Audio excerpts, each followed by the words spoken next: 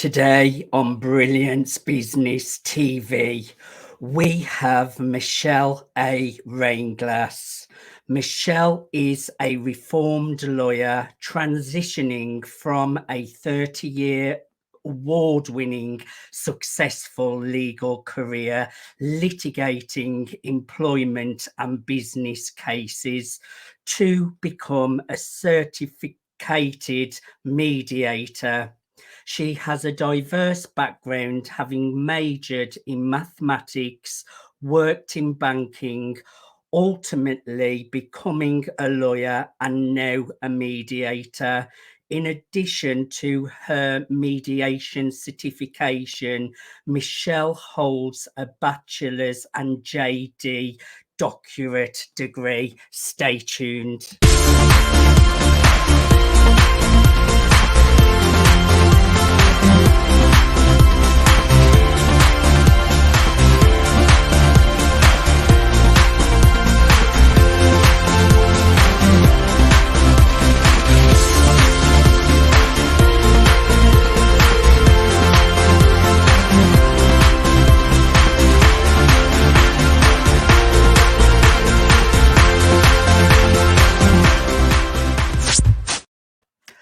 Welcome to Brilliance Business TV, conversations with leading experts in business. I am your host, Mark Stephen Pooler. We have a wonderful guest coming on to the show today, Michelle Reinglass. No, our topic today is going to be really interesting. And sometimes in the workplace, we have all gone through some kind of sexual discrimination or harassment. So that will be a little bit of our topic today. I want to apologise as well, right from the start of the show. I have a really bad chest at the moment, so do forgive me for my croaky voice. I have to apologise now. I just want to make an official shout out to our show sponsors, Dreamweaver Artist Ranch. We are streaming live on mspnewsglobal.com. We're on Facebook, Twitter, Instagram, LinkedIn, YouTube, and we're also streaming through the E360 TV network under Fresh Takes, going out to Apple TV, Fire TV, Android TV, Roku, and many, many more. Let's bring in our incredible guest, Michelle Reinglass. Michelle, welcome to Brilliance Business TV. Thank you so much for having me on this, Mark. Nice to see you again. I'm really looking forward to a conversation with you, Michelle. Now, you spent 5 years in banking when it was unheard of for women to be in banking. Michelle, tell us a little bit about this. So I had worked for, I'm segueing for just a second. I worked for my dad in an auto parts business. So that was kind of a dirty, business. So all I wanted to do was work in a clean business. And so I decided my dream job was to be a bank teller. So I had a job lined up and I, trained my replacement, and all of a sudden I was told they didn't need me. So I drove around. I wanted this job so badly. I drove around and around, and I found that, I finally got hired. So I was a bank teller, and I moved up to the operations department, and I started being trained in the consumer loans department, as well as new accounts. I'd already been doing that. And what was interesting is we had no women officers to start. And the women who were all there were all bank tellers. And I hadn't really focused on that so much until I started realizing, the way people were being treated. So sexual harassment was sort of a du jour type of thing happening. And so much so that you became almost immune to it. But I started making smart aleck cracks back to the person who harassed. Sometimes that stopped them. They didn't know how to respond. But, I tried to use humor. It was just one of those kinds of things. But we finally got our first female loan officer. I was so excited. And so it was like, I was like my role model, and she was tough, but the guys just really were brutal. And then we got a second female. And so then I'm being trained at this point in consumer loans. Now, then what happens, and this is a sort of I'm skipping a lot, but I got hired into the law department. So I worked while I was putting myself through college and then law school. And my dream job now is to get into the law department. And I had one more year before I was going to graduate from law school. And I get hired, even though I arrived late because I got lost in Los Angeles, which is really easy to do. Anyway, I get hired. Now I train my replacement, and it's my last day working at the bank that I have loved. Even though you go through all these, you're treated as definitely you're being a woman was thrown in your face all the time. So, in any event, the head of personnel came down, and he said, "Michelle, I've got some good news and some bad news." And I go, "What? What's the bad news?" He goes, "Oh, no, don't worry. It's nothing big." Long story short, he's telling me that they weren't ready to hire me as a law clerk. They wanted to hire me as a legal secretary. And I said, "I've done, administrative work. I'm not interested. I'm going to be a lawyer very soon. So you hired me as a law clerk, so I'm coming as a law clerk." And they said, he finally told me they just weren't ready for me to do that. And I said, what does it take to get ready to it's the lowest level job. And we went round and round and round. And then he kept saying, "Well, just give it a try and they'll get used to you." And I went, "Why do they have to get used to me?" Now, what I didn't realize at the time is I would have been the very first female to have anything other than an administrative position in the law department. And so as we went back and forth, and I said, "I will show up as a law clerk." And he goes, "Legal secretary." And I said, "I quit." And I was in tears. And so that was the ending of that career. And I drove over to my law school and I found a lawyer to work for, and that changed that. So that was the kind of the world, and I'm giving it short shrift, but I will say that all of those things at least helped prepare me for my law career and being a stronger person. So We will talk a little bit more about your journey into law shortly. I just think it's important we address the topic at the moment of sexual discrimination and harassment in the workplace. I myself, when I was employed, I did suffer some bullying in the workplace, which it's really hard. It can keep you up at night. You can suffer stress, anxiety, depression, not being able to sleep. What does sexual discrimination and harassment look like, Michelle, and how can we solve this issue? I know it's a big question. I love the question, and it's really, really great. What does it look like? That's the interesting part. A lot of times, so if we go back to when I first started practicing law, for example, or when I was in banking, there was nothing subtle about it. People just said direct things to you. They talked about your body parts in front of you while they're right there. They would, make little noises and sounds, things like that. And, you just rolled with it because you didn't know what to do. I was even in law school and still not knowing what to do about it.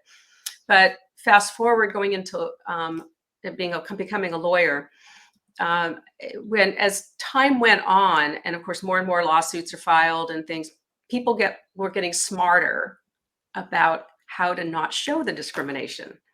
So, and I like to be, I'm a positive person, I'm an optimistic person.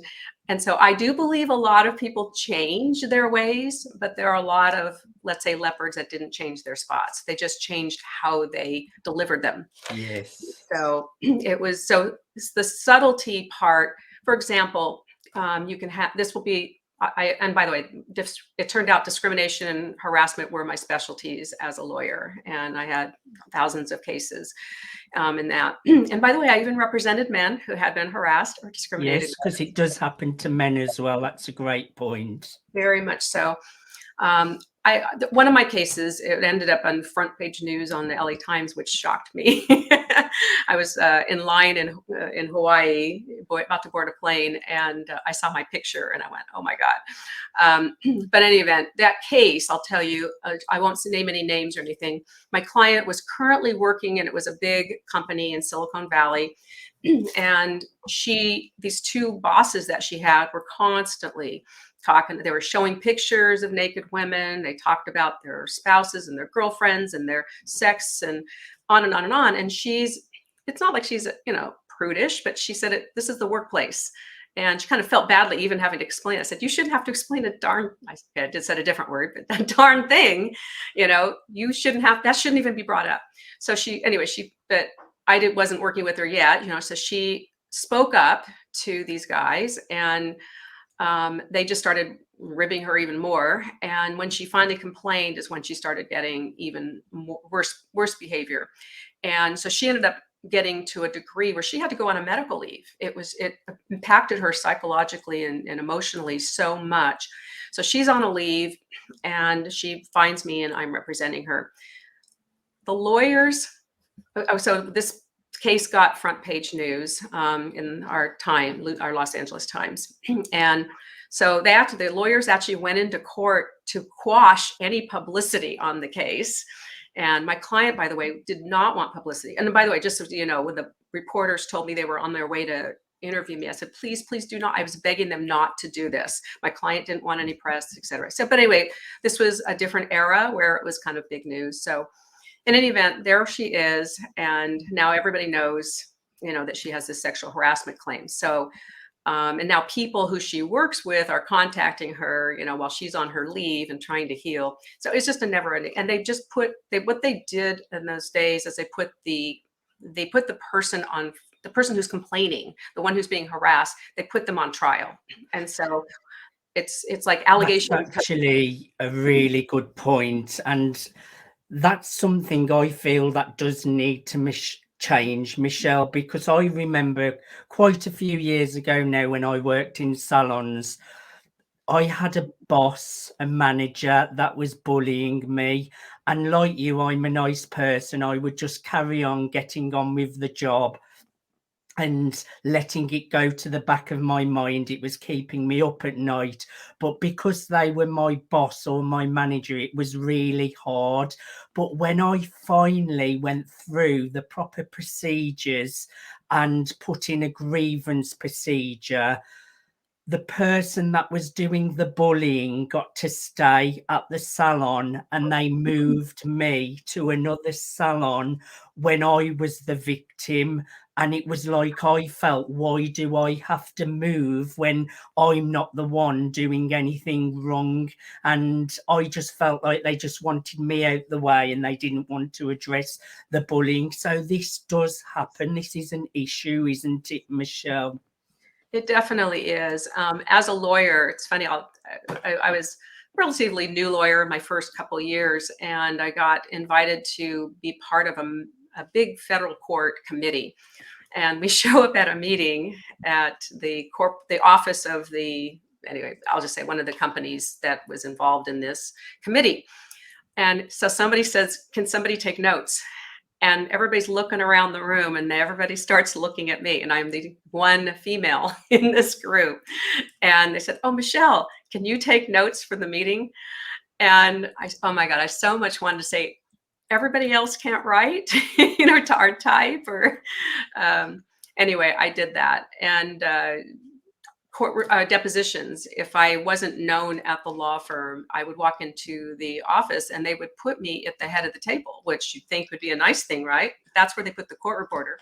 And so I'm thinking, so I knew exactly what was going on, so I just went ahead and sat there, excuse me, initially. So, and finally the court reporter would show up and look at me, and I go, "I didn't ask to sit here, but I'll move."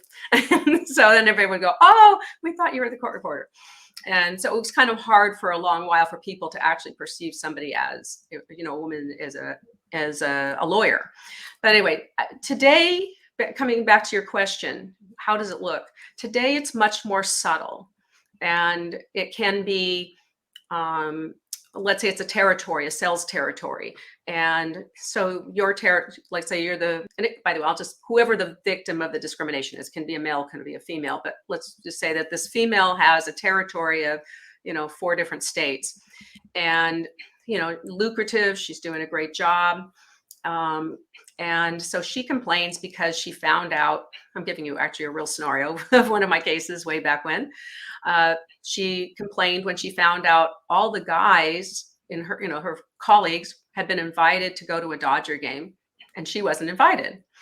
And so, and the way it came up was one of the employees was talking about a business situation that they discussed at the Dodger game. So she's like, well, why wasn't I there?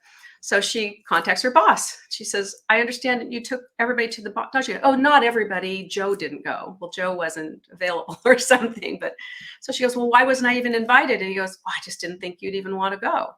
And he goes, it was just a social thing, and so it was, some things like that. He goes, oh, we weren't discriminating, and so it's just, there's other things where it's just very hidden. And so then the proving of the evidence becomes more challenging. So, and now as a mediator, I guess I have the catbird seat because I'm getting both sides input, and I have the ability to tell someone if either on the defense side, if, hey, you've got real high risk here, or if it's on the plaintiff side who really doesn't have a case, once I know all the details. So it's a much better place than, in terms of just being able to have enough information and data to help both sides. Hopefully keeping a lot of the peace as well, Michelle. Now, let's talk a little bit about your journey into law, because you work full-time at the bank to put yourself through college and law school, didn't you, Michelle? Yes. How was that? My dad was a hard worker, and he worked like night and day and everything. And so he was able to pay my first quarter of college. I went to UCI. And I got accepted at UC Davis. I was debating about being a veterinarian or a math professor and, all these things. But when I got accepted, and my dad said, I can't afford for you to go up north, so you're going to be living at home. And I was like, okay. So I'm now a math major. And he was able to pay for the first quarter. And after that, couldn't. So I just started, I was always working. I've worked since I was 13 years old. And before that, I was put in volunteer jobs. So one of those things that you kind of, as a kid, you're like, do I have to? But I realized what that did is formed my philanthropic side, so I appreciate my mother pushing me into that. And I will say this and I know, I know a lot of people have had to really work hard to get themselves through school. It helped me completely 100% appreciate my education, every bit of it. And so I'm just full of gratitude that I had that experience to do that. But yes, that was, so it's working full time. And when I was with the bank, of course, that was, 9 to 5 or whatever, the 8 to 5 or whatever the hours were, and then I would go to, school at night, and did that for just a number of years. And that shows a lot of discipline and determination to follow your passions. And I can relate to that because I also built my entrepreneurship business whilst running my old hairdressing business that I retired from 2 years ago. So I totally relate to that, Michelle. Michelle, we're just going to a commercial break. Please stay where you are. Okay.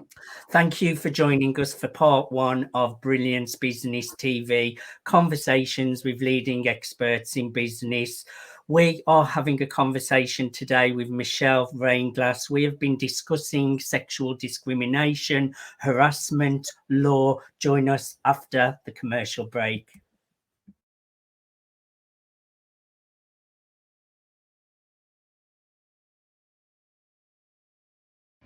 Hello everybody, Cyberchuck 2.0 here. I'm so excited to be able to share my vision of Dreamweavers Artist Ranch.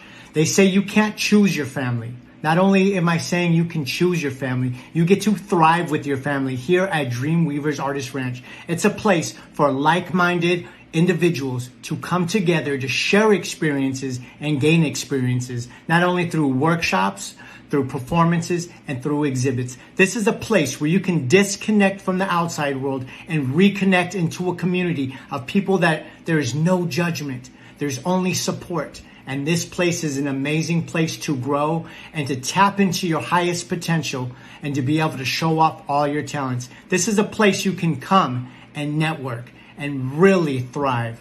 I'm so excited for Dreamweavers Artist Ranch. This is a place where dreams actually come true. I love you all so very much. I'll talk to you all later. Peace.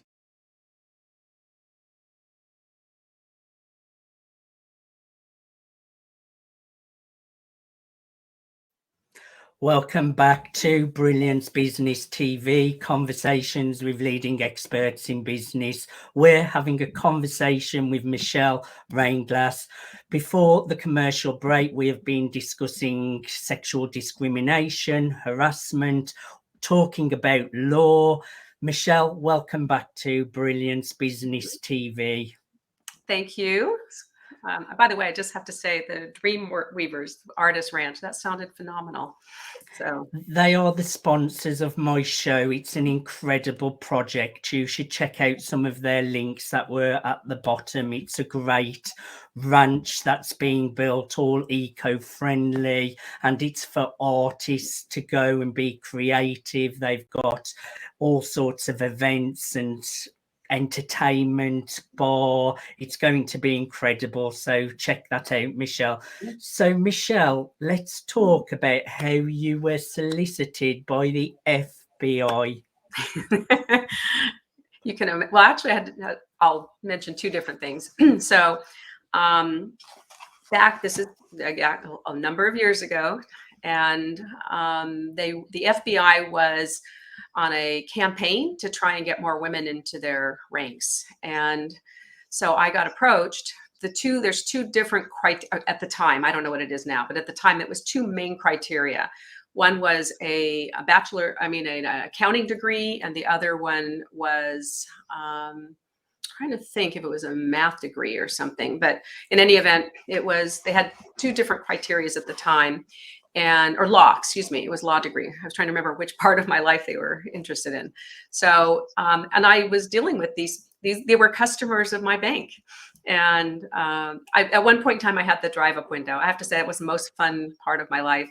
They gave me suckers to give to the customers and little milk bones for the dogs. So, but anyway, but you really got to know the customers well. You have little chats, at that. And so, anyway, then when they would come in, they would come over to talk with me. But anyway, one day I get approached, it was kind of several of them. I'm like, this is a little interesting.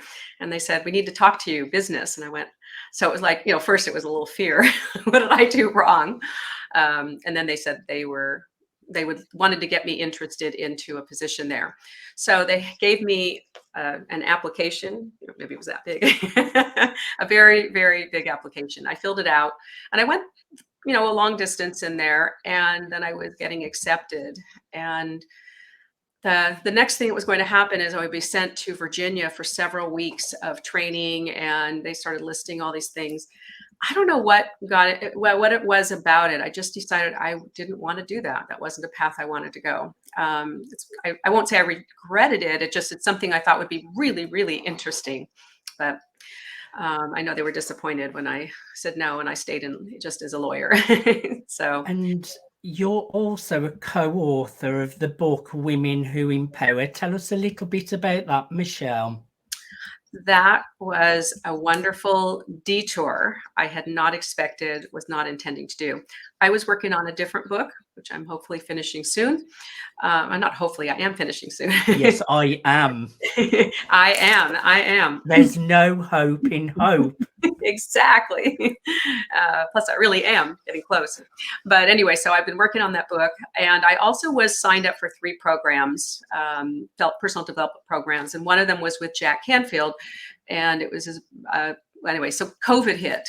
And so everything gets shuttered.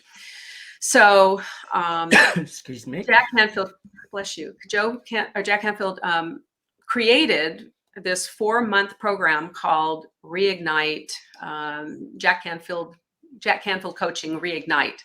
And he gave it to us for free just to make up for the fact that we weren't getting to go to his other program. He had no obligation to do that. And we still had our ticket when we opened up for the other program. It turned out to be one of the best things ever in my life. And it was every single day was this was the purpose of it. It's getting you out of your comfort zone, helping you grow out of who you are. And so every single day you had a new challenge. And so one of those challenges was we had to even dance like a TikTok dance and video it. And oh my God, I put that off to the very last minute and did it. But anyway, so we kept doing that. And as a result of those kinds of things, I'd never allowed myself to be that vulnerable before. And so it really, really, as a lawyer, you want to put on a professional, appearance. You want to have people that think you've really got it all and, you know it all and all that stuff. And well, of course we never know it all, but we may help or maybe try to think we do. But in any event, so as a result, it was like over 500 people in this class, and yet we really made connections and deep connections with one another. And I tie it to that, the vulnerability and the things that we were doing. And it's, by the way, it was 7 days a week. So you had to do this, and you had like 48 hours or 72 hours to finish each challenge. So in any event, in the course of that, one of the women that I met and became friends with, she's probably tired of hearing your name when I mention it, but it's Denise McCormick. And I saw that she was a best-selling author. And so one day we were chatting and I asked her about that. So she introduced me to Kate Butler, who is a publisher, and she has a specialty niche. It's not the only thing that she does. She's a publisher of all books, but she has a specialty niche of group books, meaning multiple authors, co-authors. And so I met Kate and I was invited to be part of Women Who Empower. Now, the significance of Women Who Empower, it's like a little thing, but I think it's a big thing. I wasn't planning on writing this book. I wasn't planning on, I'm already writing my own book. And in fact, to be honest, when I first got the invitation, I had to think about it. I literally was going, how am I going to get time to do this? I'm working full time as a mediator, working while you're going to law school. I'm working full time and I have a very demanding job. And on top of that, I'm writing a book, and now I'm thinking of adding another book. Are you nuts? And I started realizing you'd be nuts not to take this opportunity. But the most important part of that was I had been for years putting on women empowerment events. And when I was a lawyer, I became president of our bar association. I was the second female to get elected to that. And I became sort of a role model to a lot of people who were, especially the younger people. And so, oh my goodness, I can't tell you how many people wanted to meet for lunch or pick my brain or can we talk about things? And I so wanted to help everybody, but there was thousands of people in the bar. And so I figured to myself, one of these days I'm going to figure out a way I have time to help, groups of women. So when I became a mediator, that opportunity opened up. So I asked one of the principals. We have 3 principals of the company I work with, which is Judicate West. And one of those people is Rosemary, and she was the one woman. And so I approached her one day and I said, because I'm now doing mediation full time. And I said, I've had this passion, I've had this desire for so many years, and I just want to carry it out. So she worked with me. And so we started putting on women empowerment dinners. And I went up and down the state of California. I went to all our offices, and it was just, I had a blast. And it was so funny. I always had an agenda and I had PowerPoints and I had all these, and I would have handouts and stuff. We never stayed on that agenda, and I guess if men are out there, they're probably going, yeah, get a bunch of women in the room. And so, we would talk. But it was just finding out the interesting things that were their concerns. And people would bring up, well, this is how I'm treated. And so discrimination came up a lot. And so the ones of us that were more senior were able to give advice to, the people who were coming, newer coming into the profession. So anyway, that was my passion. So here I am being invited to write a book, and of all books, of all titles, it was Women Who Empower. So my heart just went, got to do it. So anyway, I'm really grateful for that. And it was a amazing, amazing experience. And it became a #1 international bestseller on our first day that we launched. And Go show. You can show, yes. I would encourage everyone to go out and get a copy of Women Who Empower. And I'm a big fan of Jack Canfield as well. I have met him in person. I got photos with him. I've also done some articles for a book collaboration that he was part of. So I'm a big Jack Canfield fan. I'd like to see this TikTok dance video of you, Michelle, as well. But in the private vault. but this brings me on to my next question, which it leads really well actually, because you was mentioning that you took on another book, you're working on a book, you was finding that you were really busy, you didn't know whether to say yes to this book. Now I know you have some value to share around having balance, so let's talk about that a little bit, Michelle. Thank you for that, Mark. So I have studied balance my entire adult existence. And why? I guess secretly I knew, but probably on the surface level, I was just sort of bearing it, but I was really out of balance. You might imagine when you're doing as many things as I was. But I grew up in a busy household, and it was kind of normal to be busy. My parents were always busy with Sunday mornings. We all had chores, we all did stuff. And so fast forward to becoming a lawyer, and I did everything. I was on boards of everything, and I had some kind of a touch where everything I joined, I ended up being chair of it. So it was like always doing those things. And then president of the bar, which I'll never regret having done that. It was just one of my very favorite experiences in connection and everything else. But it was like, I think I was putting in 200 hours of work and 120 hours of bar work every single month. Wow. And, lawyers keep track of their hours. And so I kept track. And every time I look at the bar hours, I'm like, sigh, that we needed to be done. And so, in fact, it was funny. I think our executive director nicknamed me the Energizer Bunny. I was flattered by that. I liked it. And because I always had energy. And so it was like, I thought that was a good thing. Now I look back and I go, you nut, because and what I was doing was my favorite word ended up being yes. Michelle, can you do this? Michelle, can you do that? Yes, important point, learning to say no. Right. And the no is one of the most important words I've now learned. Judges even, it was funny, and I'm not tooting my horn, but I usually did well in court, and judges trusted me. And so often if we had, let's just say, people who are less reliable in the case, the judges would always learn. I mean, Michelle, would you mind drafting that up? Michelle, can you do that? Michelle, would you do this over the evening? And that kind of stuff. And yes, of course, Your Honor, I will do that. Happy to do that.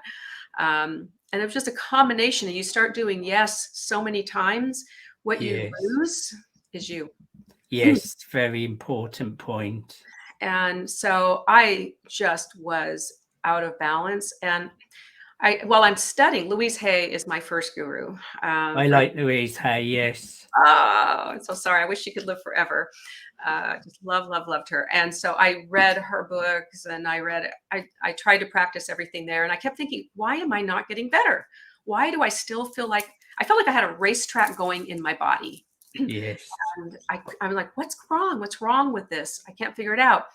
And I'd say, like, okay, I'd have a weekend, and I'd say, I'll relax this weekend. And let's say I did relax that weekend, and it was still the same thing. It was all the running from here to there and whatever, and it was keeping up. And why do I have so much on my plate? And then on top of that, my close friends and my family were always mad at me. I either had to leave something early or I couldn't make it. Now, mind you, when you're a trial lawyer, I was a trial lawyer. When you're a trial lawyer, you're a slave to the trial and the trial schedules. And I had 1 year where I had trials, 1 to 3 trials, these are jury trials every single month. Not all of them went, but they didn't settle until right there in the courthouse steps. So that was a hectic year. And I actually had to put out an SOS to the entire employment lawyer bar. And I was hiring people, just please come help me. But anyway, so it's just like that. And I guess when you establish that kind of a work ethic, which is what I look at it as. I just work hard. I just work, it becomes ingrained in you, and you don't see anything clearly. That's for sure. And I didn't understand until after I transitioned to being a mediator. That's why I call myself reform lawyer.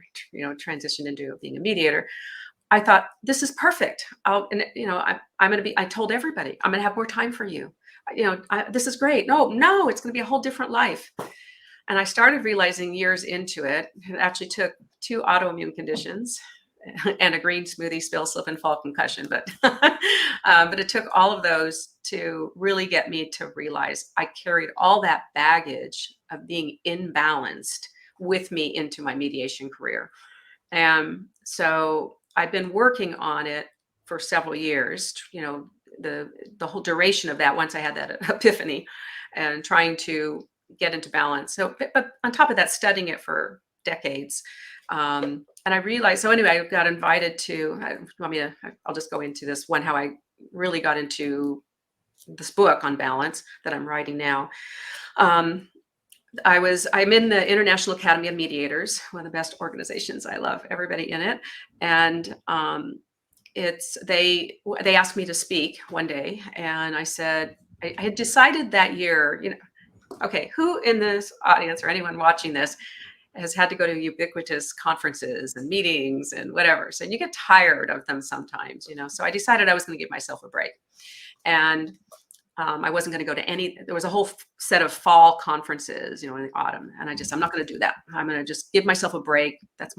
So then I get this, it was actually an email. Hey, we want you to speak for us. And so I wrote back, oh, I'm so honored. Thank you. I'm giving myself a break. No conferences this fall, but thank you. Click, end of email. Another email comes back. Well, we really want to talk you into speaking. And so I go, I'm really not going. And finally I said, what's the topic? And they told me balance. And I went, have you met me? Seriously? How can I talk about balance? And they said, we disagree. So I said, I'll think about it. That was my balance. I said, let me think overnight, because I'm so used to saying yes. It's really easy to persuade me. And so I thought it over. I decided I'll go up late the night before, hang out for the day, and then and do our talk. And then I was going to have a taxi ready to take me to the airport. So that was my balance. I wouldn't be there for the whole conference. So it was for breakout sessions. And there's always a plenary, which is where everybody's together in the room, and then people break out. We had about, I'm guessing, 150 people, and probably 8 or 10 breakout rooms. So we were in one of the big halls, if you will. So there's a whole bunch of tables, and several other breakouts are going on in the area I'm in. So I just pulled a couple tables and chairs together. We had to keep pulling tables, more and more tables. I'm like, what on earth? And people just started bringing their own table, And I said, where did you all come from? I couldn't understand. And by the way, the person who wrote me into this, I made him. He had to co-present with me. That was his punishment. He's actually a fabulous person. So we had the best time of our lives. Everybody was, we had women from India who were sharing things that they do for balance. So we're getting just cultural, because these are people all over the world. It's international and all that. So that was fun. It was great. And I said, okay, I did it. I get home, and our Orange County Bar Association, one of the committees, they said, hey, we heard you did this talk. I'm like, how'd you hear? Oh, by the way, the talk was in Austin, Texas. I was out of state when I did the balance program. So, and they said, we heard you did this program. How'd you hear that? I said, oh, Bertie told us. And they said, would you do it for us? I said, sure. So, and then after that, the federal court contacted me and said, we heard that you did this. Now, by the way, doing anything for the federal court's a little stodgier, but I was having people stand up and, do things in the program that, to show them different things they could do for balance. So it was interactive, and the federal court one, they were like, do we really have to stand up? Will we have to do anything or participate? But anyway, that got me on. And the next thing I knew, I am writing a book. I didn't think I want to talk about that, Michelle. Actually, we're coming up to the last couple of minutes, but you are launching your new book, How to Break Free from Addiction to Busy. Tell us a little bit about it, and I know people can sign up on your website as well. Thank you. Yes, I just started collecting things, and it's an entire book for your full existence being balanced. It covers every area, relationships. It covers your relationship with money. I cover stress. I cover the causes of it. And it's basically, and I put it in really because I wasn't here. I am studying balance, and I'm not getting it. And I finally figured out all the reasons why it wasn't cementing. And so I'm taking all that and I put them into, I call it bite-sized pieces to make it easy to do. And I have tips at the end of each chapter and a quote at the beginning that is, resonate. So inspiration. So what I am getting ready to launch pretty soon. And so if anyone is interested in getting information about it or being on that list for notifications, my website is www.reinglassadr.com, and people can all they have to do is put their name and their email address and their name, and we'll notify you. And I'm going to be setting up a launch party and all that stuff. But right now, it's just if you want notification for that book, and the website, by the way, there's also a way you can get the Women Who Empower. It's kind of a book looming at the front of the of the website. I would encourage everyone to sign up so that you're in the know for how to break free from addiction to busy. Go to www.reinglassadr.com. That's www.reinglassadr.com. Michelle, I have thoroughly enjoyed having a conversation with you. Thank you so much for being my guest today on Brilliance Business. Oh, thank you. I'm so grateful that you had me on the show. Thank you so much, Mark. I thoroughly enjoyed having a conversation with you. Thank you, everyone, for tuning in for Brilliance Business TV conversations with leading experts in business. Until next time, bye for now.